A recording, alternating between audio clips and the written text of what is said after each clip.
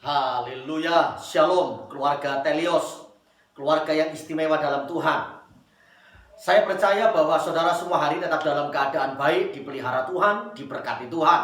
Apapun yang terjadi hari-hari ini, mari kita tetap berkata, Tuhan Yesus baik. Dia Tuhan Immanuel yang selalu menyertai kita sampai selama-lamanya. Roh Kudus diberikan kepada kita, dan ketika Roh Kudus berkarya di hati kita, kita tetap bersukacita, tetap bergembira, tetap menyala-nyala dalam Tuhan. Saya berdoa hari-hari ini saudara tetap semangat, sukacita, tetap tersenyum dalam segala keadaan. Haleluya. Saudaraku, sebelum saya sampaikan renungan firman Tuhan, saya mengajak bersama-sama kita memuji, menyembah Tuhan. Karena dengan pujian kita, Tuhan disenangkan. Dan saat kita menyembah Tuhan, saya yakin Tuhan akan melawat kita. Dan saat hadiratnya turun dalam hidup kita, pertolongannya pasti dinyatakan. Haleluya. Sama-sama saya, mari kita naikkan pujian bagi hormat kemuliaan nama Tuhan.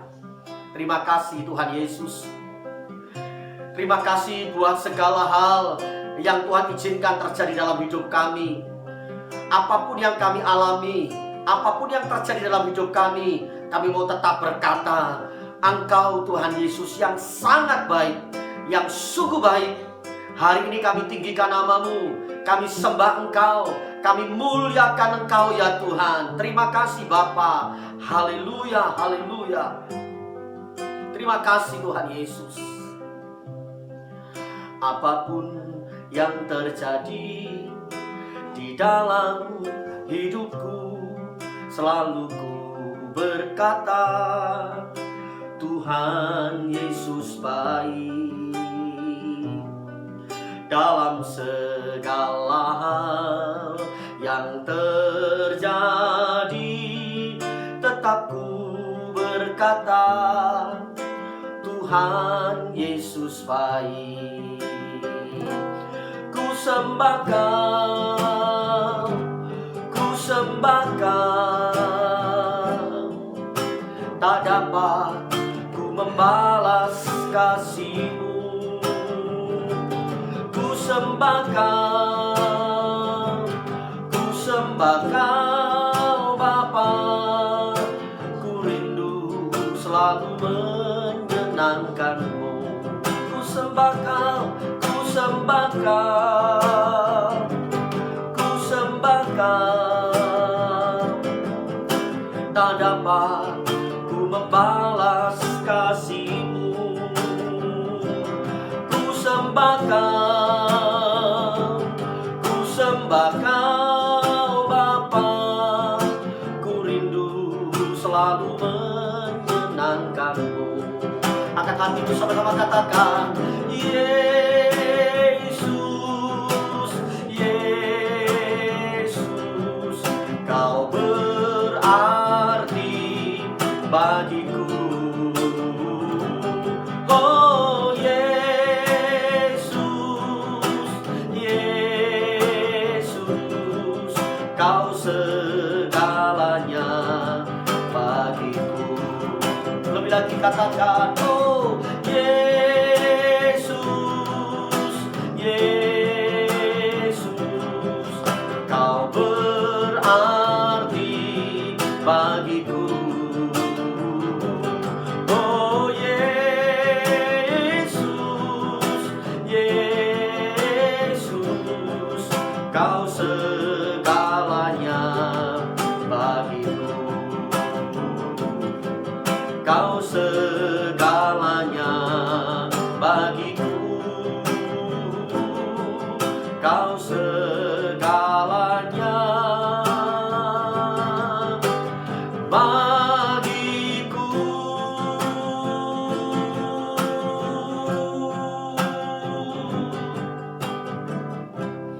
Haleluya. Mari sama-sama kita masuk dalam doa. Bapa di sorga, kami siapkan hati kami untuk Tuhan berbicara melalui hamba-Mu. Hamba-Mu yang bodoh, yang kecil, yang sederhana ini tidak dapat berkata-kata apapun tanpa urapan-Mu. Maka Tuhan urapi hamba-Mu untuk menyampaikan isi hati Tuhan, sehingga sungguh berita firman Tuhan yang boleh Tuhan sampaikan oleh hamba-Mu menjadi berkat, kekuatan bagi seluruh keluarga Telios. Dan siapapun yang menyaksikan acara ini. Kami percaya mereka dilawat Tuhan dan diberkati Tuhan. Kami yakin bahwa hari-hari ini iblis Tuhan tidak pernah tinggal diam untuk menjatuhkan kami, menyerang kami. Tapi kami tahu bahwa Engkau Tuhan yang membela kami, menolong kami saat kami bergantung, berharap dan percaya kepada Tuhan. Pertolongan Tuhan dinyatakan dan kemenangan pasti kami boleh alami. Karena dengan kuasa iman, dengan kuasa rohmu, dengan firmanmu kami boleh lawan iblis. Dan iblis akan lari daripada kami. Dan kuasa iblis telah dipatahkan dalam nama Tuhan Yesus Kristus dan oleh darah Tuhan Yesus Kristus. Terima kasih Tuhan, terima kasih. Sekali lagi, sampaikan isi hatimu, pakai hambamu untuk menyampaikan berita firmanmu. Dan hamba percaya hari ini setiap kami semuanya diberkati Tuhan. Dalam nama Yesus kami bersyukur, kami berdoa. Haleluya, haleluya, haleluya. Amin, amin. Ya, saudaraku, hari ini saya mau sampaikan satu tema untuk kita renungkan bersama-sama, yaitu 5 serangan iblis yang hebat dan sangat mematikan. Sekali lagi, 5 serangan iblis yang hebat dan sangat mematikan. Saudaraku, saya rasa Anda sepakat dengan saya bahwa iblis sangat tahu bahwa waktunya sudah sangat-sangat singkat.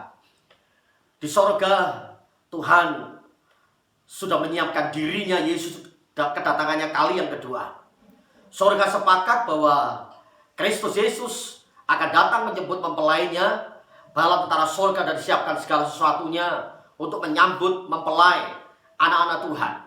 Dan iblis tahu persis bahwa masa-masanya sudah sangat singkat. Maka dia dengan geram yang dahsyat, dia mencoba menghancurkan manusia, khususnya orang-orang percaya, supaya orang-orang percaya tidak masuk dalam sorga, tapi masuk dalam kebinasaan dan bersama-sama dengan iblis di perapian yang menyala-nyala. Nah, saudaraku, sebagai orang-orang percaya kita perlu mengerti dan memahami cara kerja iblis menjatuhkan orang-orang percaya. Kita mesti tahu strategi iblis supaya kita sebagai anak-anak Tuhan bisa menghadapinya, bahkan bisa atau sanggup melawannya dan dimampukan oleh kuasa darahnya untuk melawan kuasa iblis ini. Saudaraku, saya mulai dengan satu ayat dalam Yohanes 10 ayat 10. Sekali lagi, Yohanes 10 ayat 10, demikian firman Tuhan. Pencuri datang hanya untuk mencuri dan membunuh dan membinasakan. Aku datang supaya mereka mempunyai hidup dan mempunyainya dalam segala kelimpahan. Ya, dari ayat ini ada 2 hal yang sangat bertentangan. Yang pertama, iblis. Yang kedua adalah anak manusia atau Tuhan Yesus. Iblis digambarkan sama seperti seorang pencuri.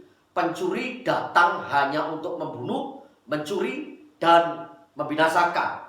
Keinginan iblis bagi orang percaya adalah mencuri, membunuh, dan membinasakan. Mencuri apa di sini? Damai sejahtera, kebahagiaan, kerukunan, keluarga, berkat dicuri oleh iblis. Sehingga orang percaya nggak punya damai sejahtera. Orang percaya nggak bahagia, nggak rukun. Keluargamu bentrok, keluargamu ribut terus. Dan berkatmu dicuri oleh iblis. Itu keinginan iblis. Keinginan iblis kedua, membunuh. Apa yang dia bunuh? Semangat cinta kasih kita, semangat melayani. Tadinya yang melayani berkobar-kobar, menyala-nyala, membara bagi Tuhan. Dibunuh supaya kita nggak semangat melayani lagi. Sukacita kita dia rebut, dia rampas. Lalu dia binasakan masa depan dan pengharapan orang-orang percaya. Itu keinginan terbesar iblis, membunuh, mencuri, dan membinasakan. Sebaliknya, keinginan terbesar Tuhan adalah yang pertama, melekat kepada Tuhan. Hidup melekat kepada Kristus. Yohanes 15 ayat 1 sampai 5. Di sana dijelaskan bahwa biarlah kita sebagai orang-orang percaya, anak-anaknya, melekat pada pokok anggur. Dan saat kita melekat kepada pokok anggur, maka hidup kita pasti kuat, melekat kuat, dan menghasilkan buah. Karena memang keinginan Tuhan adalah kita melekat pada Kristus, hidup menghasilkan buah, dan hidup dalam kelimpahan. Katakan amin.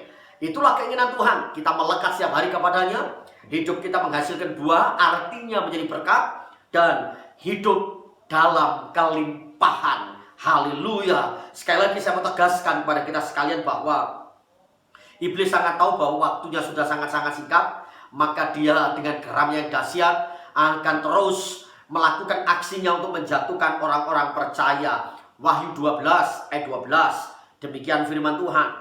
Karena itu bersukacitalah hai sorga, dan hai kamu sekalian yang diam di dalamnya.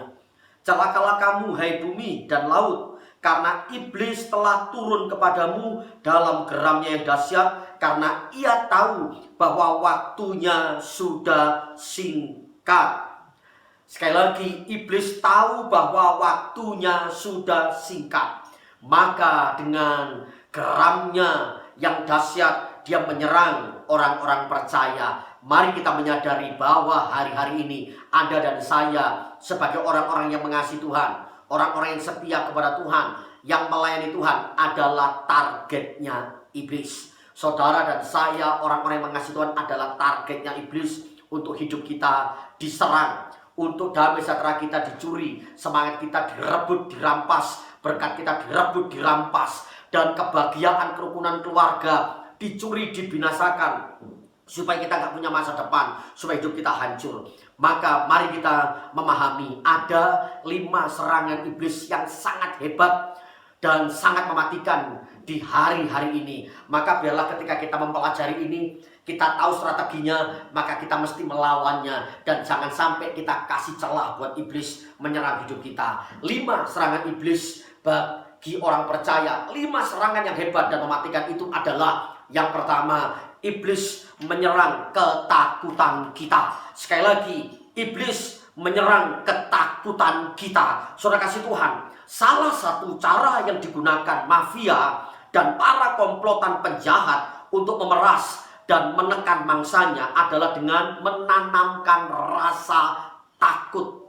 Itu strategi yang dilakukan, yaitu menanamkan rasa takut. Mengapa rasa takut harus dikalahkan? Karena rasa takut akan membuat orang melakukan kompromi. Rasa takut akan membuat orang melakukan kompromi. Ketika kita kompromi, maka kita akan mengizinkan musuh memasuki wilayah dan kehidupan kita. Oleh karena itu, mari saudaraku, kita mengerti tentang hal ini, tentang rahasia ini. Jangan sampai kita masuk dalam roh ketakutan, karena ketika kita ditekan dalam ketakutan, kita akan gampang untuk melakukan kompromi. Lalu juga rasa takut akan membuat orang mudah menyerah dan putus asa dalam kehidupannya, menghadapi tekanan dan persoalan hidup. Dia akan membuat menyerah, putus asa, tidak punya gairah. Itu akibat dari rasa takut yang terlalu menekan kita. Oleh karenanya, sekali lagi, mari kita memahami tentang hal ini. Lalu berikutnya, mengapa rasa takut harus dikalahkan? Karena rasa takut akan membuat orang muda menjadi gelisah, khawatir, stres, bahkan depresi. Inilah yang sangat membahayakan. Karena ketika ketakutan itu kita beri ruang seluas-luasnya untuk masuk pikiran dan hati kita, maka kita akan menjadi gelisah, muka kita muram, khawatir, stres, bahkan depresi yang hebat. Oleh karenanya, sekali lagi, jangan pernah kita kasih celah terhadap ketakutan yang dilakukan oleh iblis menyerang pikiran dan hati kita, sehingga kita goyah menghadapi tantangan-tantangan. Haleluya. Mengapa rasa takut harus dikalahkan? Karena rasa takut akan mematahkan semangat dan gairah hidup. Semangat kita akan loyo, gairah hidup kita akan pupus. Oleh karenanya, sekali lagi, mari kita pahami bahwa iblis menyerang ketakutan kita. Mengapa rasa takut harus dikalahkan? Karena rasa takut akan melumpuhkan pikiran, sehingga menimbulkan keraguan dan kekacauan dalam proses berpikir. Akhirnya mendorong kita mengambil keputusan yang salah. Saudara, dari hal ini saya diingatkan tentang 12 pengintai yang diutus oleh Musa untuk mengintai. Lalu kemudian di sana ada Yosua dan Kaleb. Saat mereka mengintai seperti perintah yang dilakukan oleh Musa, melakukan tugasnya, lalu mereka selesai melakukan tugas itu dan kembali pulang ke Israel, berjumpa dengan Musa dan bangsa Israel. Berita apa yang mereka sampaikan dari hasil intaian mereka? Saudaraku, saya yakin saudara mengerti tentang kisah ini, tahu dan ingat kisah ini. 10 orang banding 2. 10 orang menyampaikan berita yang membuat orang Israel takut, membuat orang Israel putus asa, kehilangan pengharapan. Lalu mereka akhirnya marah terhadap Musa, kecewa terhadap Musa. Mengapa Musa harus membawa mereka keluar, lalu mau masuk ke dalam tanah perjanjian, tanah Kanaan, tapi ternyata ada masalah yang begitu hebat, dan musuh yang harus dihadapi adalah musuh-musuh yang kuat, tentaranya besar. Oh, badannya seraksasa tinggi-tinggi. Itu berita buruk yang disampaikan oleh 10 orang menakut-nakuti mereka. Dan beda dengan 2 orang, yaitu Yosua dan Kaleb. Yosua dan Kaleb mencoba menyampaikan berita positif, membuat mereka supaya mereka tidak takut, tidak khawatir. Tapi kita menyaksikan bahwa tentunya orang Israel mempercayai 10 orang daripada percaya 2 orang. Kisah ini menjadi sebuah pelajaran yang sangat baik buat kita.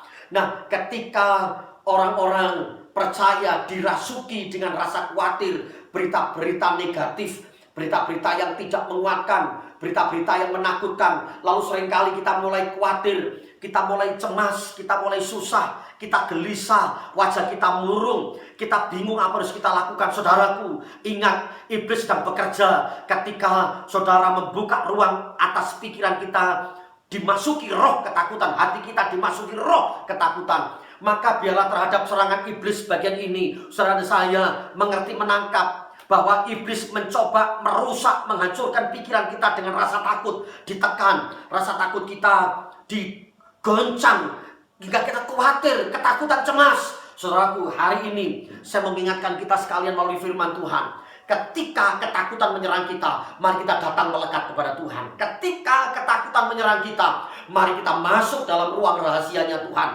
Kita sujud berdoa, minta kekuatan kepada Tuhan.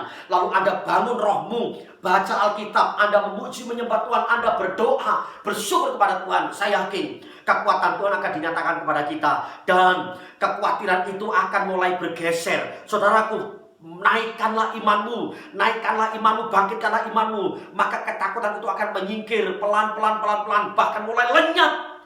Oleh karenanya iblis menyerang ketakutan kita, dan kita mesti datang kepada Tuhan dan bersandar berharap kepada Tuhan supaya ketakutan itu lenyap, dan kita berkata, ku tidak takut, ku tidak khawatir, sebab Engkau besertaku. Haleluya, haleluya. Sebelum masuk bagian yang kedua, saya diingatkan satu pujian ini yang saya percaya akan membuat kita menang dan dimampukan mengatasi ketakutan kita. Dia Allah El Shaddai, Yesus Kristus namanya.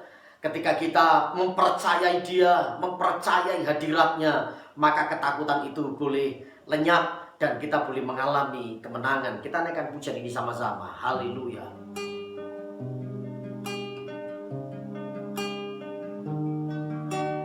Tak usah ku takut, Allah menjagaku. Tak usah ku bimbang, Yesus peliharaku. Tak usah susah, Roh Kudus hiburku. Tak usah ku cemas, Dia memberkatiku. El Shaddai, El Shaddai,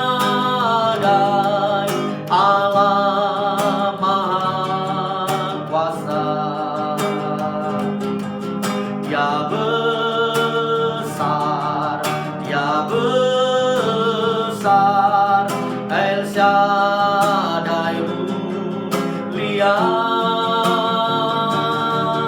El Shaddai, El Shaddai, Allah Maha Kuasa. Berkat-Nya melimpah,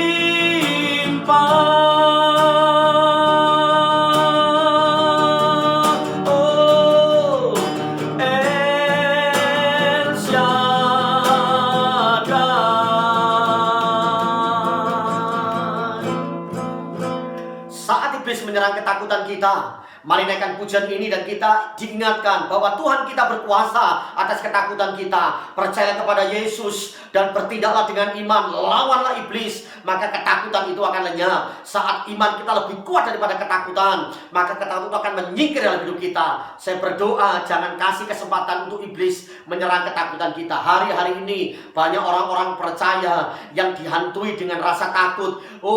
Kecemasan mulai muncul, berita-berita di TV, media sosial dan sebagainya membuat pikiran kita, hati kita takut. Saudaraku, hari ini saya mau katakan jangan takut, karena Tuhan menyertai kita.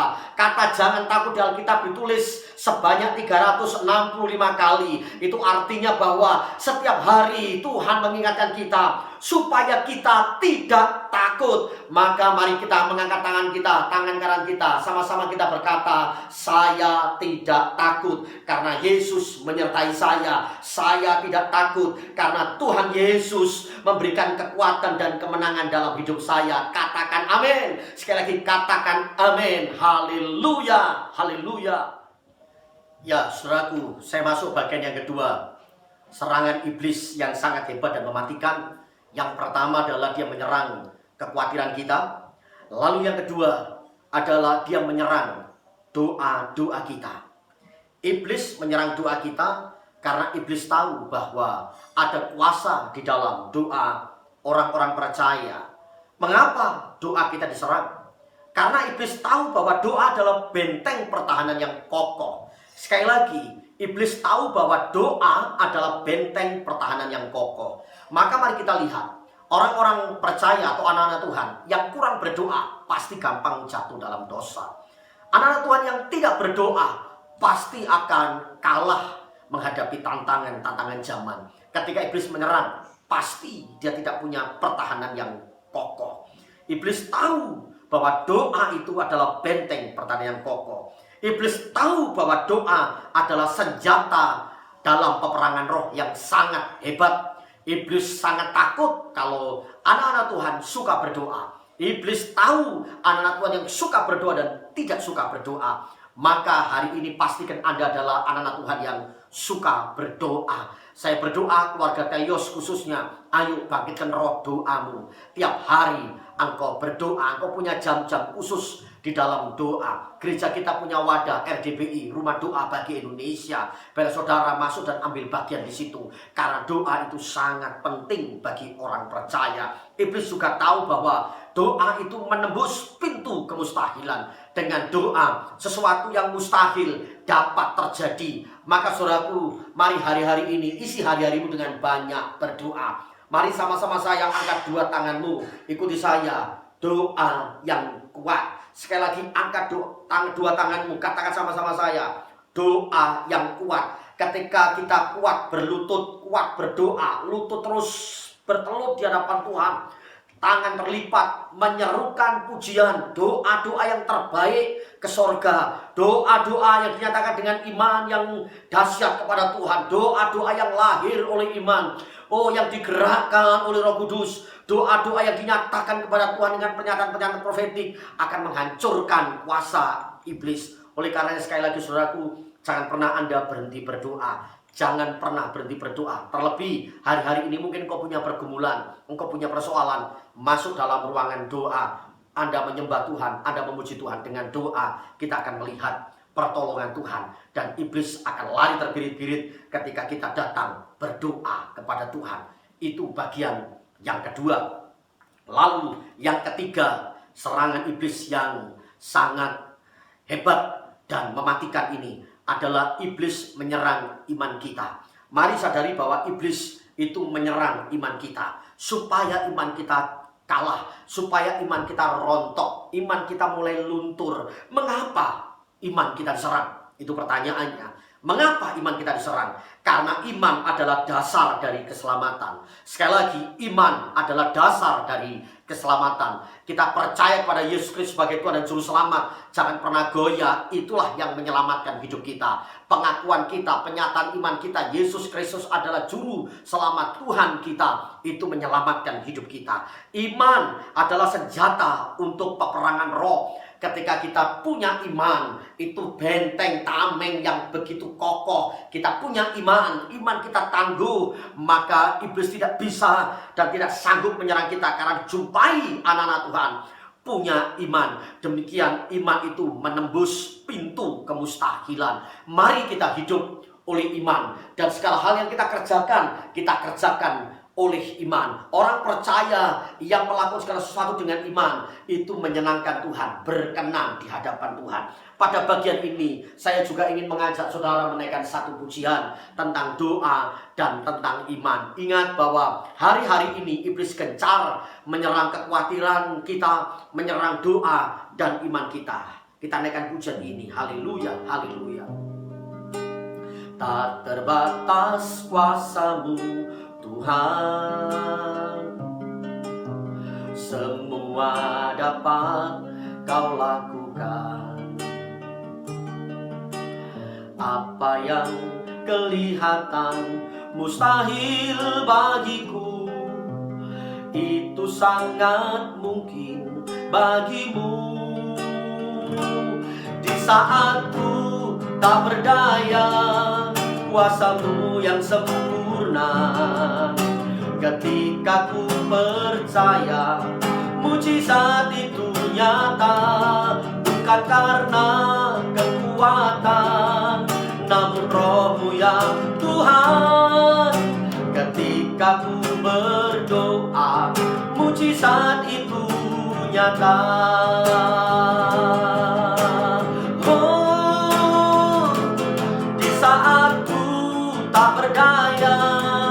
Kuasa-Mu yang sempurna. Ketika ku percaya, mujizat itu nyata. Bukan karena kekuatan, namun Roh-Mu ya Tuhan. Ketika ku berdoa, mujizat itu nyata. Ketika ku percaya, ketika ku berdoa, ketika ku berserah, mujizat itu nyata.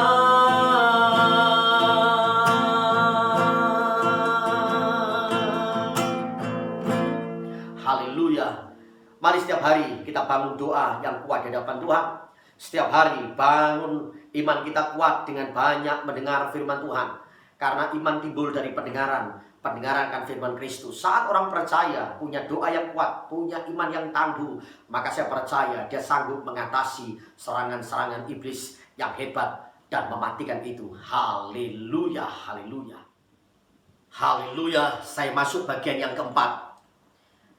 Apa yang iblis lakukan, serangan apa yang dia lakukan kepada orang percaya, yaitu iblis menyerang waktu kita.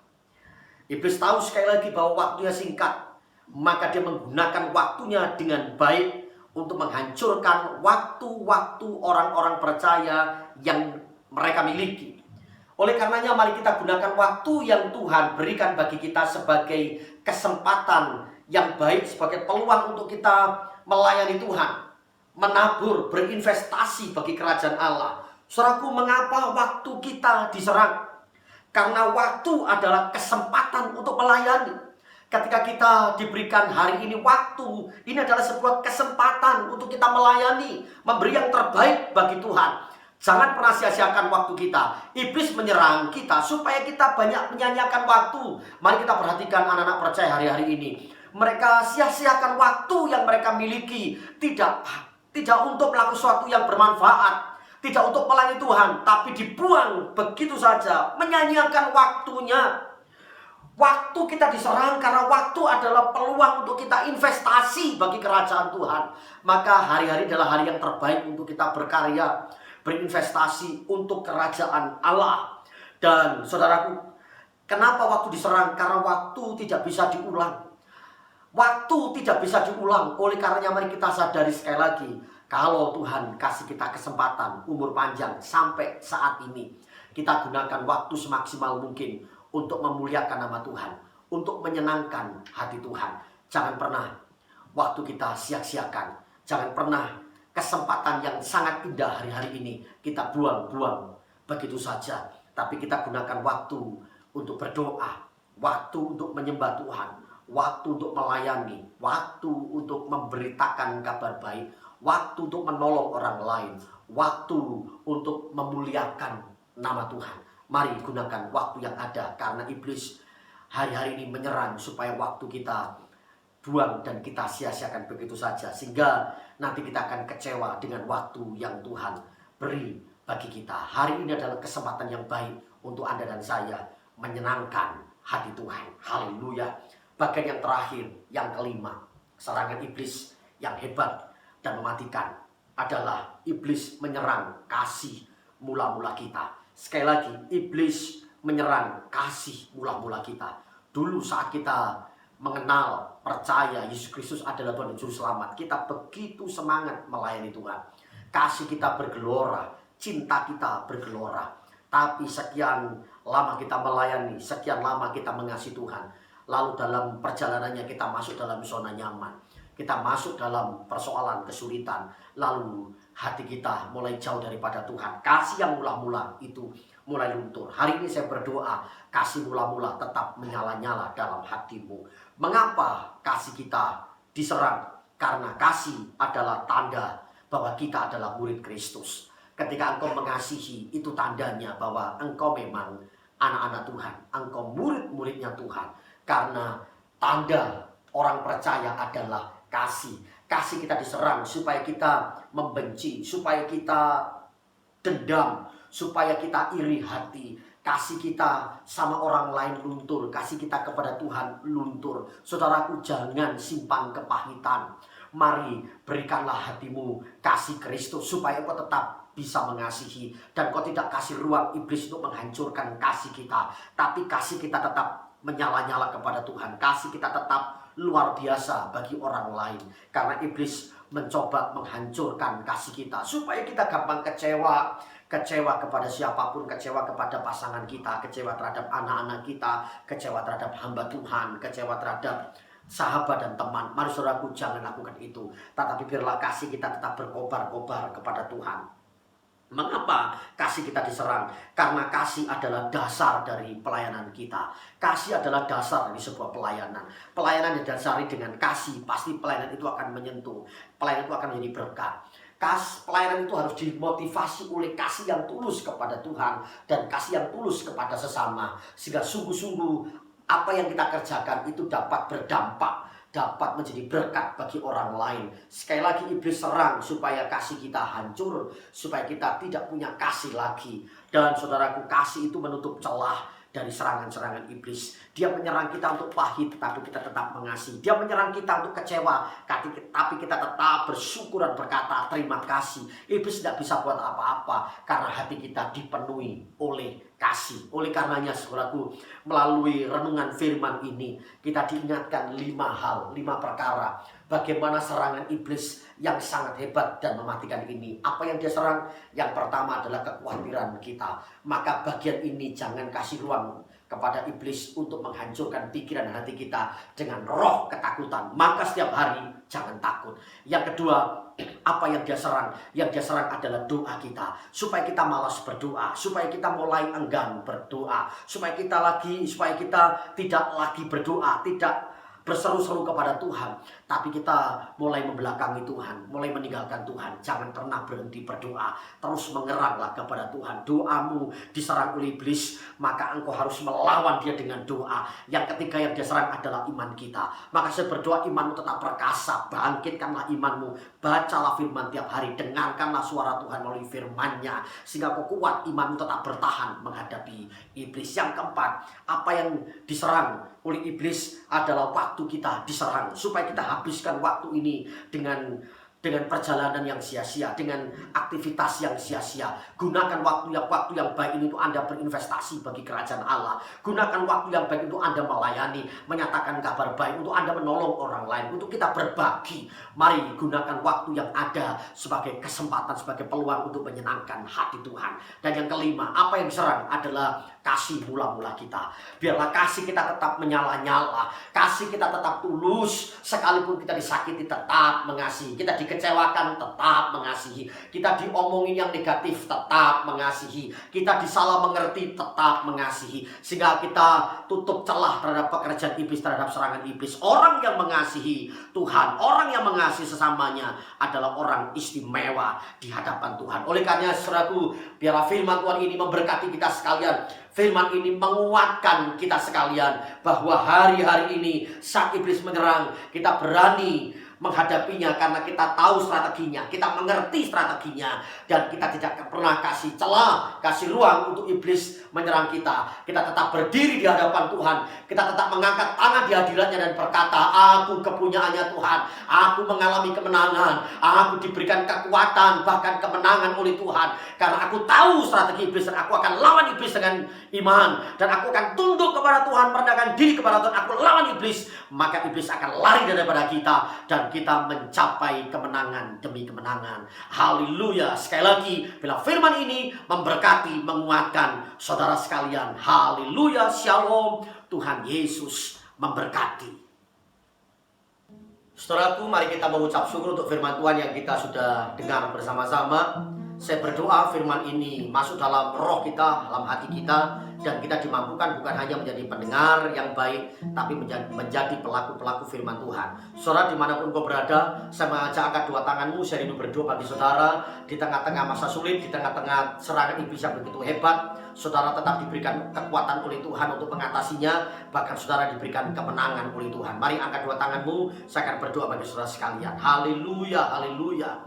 Terima kasih Bapa buat firman Tuhan yang kau sampaikan buat kami semuanya hari ini. Bapa, kami sadar bahwa kami tidak kuat jika Tuhan tidak menyertai kami. Firman-Mu hari ini mengingatkan kami bagaimana iblis hari-hari ini menyerang dengan begitu geramnya dalam hidup kami, supaya kami jatuh, supaya kami jauh dari Tuhan, supaya kami kehilangan kasih mula-mula, supaya kami malas berdoa, supaya iman kami rontok, supaya kasih mula-mula kami hancur, supaya kami menyanyiakan waktu kami disadarkan untuk hal ini. Maka Bapa, hamba-Mu berdoa bagi seluruh anak-anak-Mu yang mendengar firman hari ini, biarlah mereka diberikan kekuatan oleh Tuhan. Setiap kami sadar untuk kami tahu cara kerja iblis ini, dan kami diberikan, oh Tuhan, ketaatan untuk kami melakukan firman. Kami mengerti strateginya, dan kami taat kepada Tuhan. Kami merendahkan diri kami di hadapan Tuhan. Kami lawan iblis, dan iblis akan gentar lari dari hidup kami, dan kami diberikan kemenangan dan kekuatan. Diberkati setiap tangan-tangan yang terangkat.